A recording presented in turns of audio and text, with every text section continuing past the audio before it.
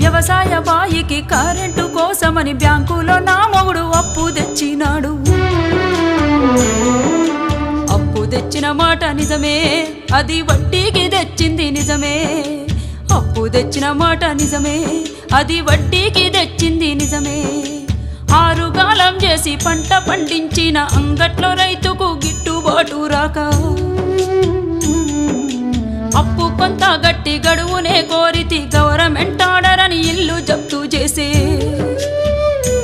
అయ్యా యాడ తెచ్చి గడుదును నేను ఎవరి కాళ్ళ పడుదును, యాడ తెచ్చి గడుదును నేను ఎవరి కాళ్ళ పడుదును.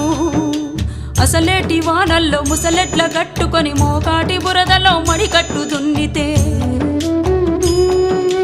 గరిసెలెవరివి నిండెరో గంగన్న కడుపులెవరివి గాలెరో, గరిసెలెవరివి నిండెరో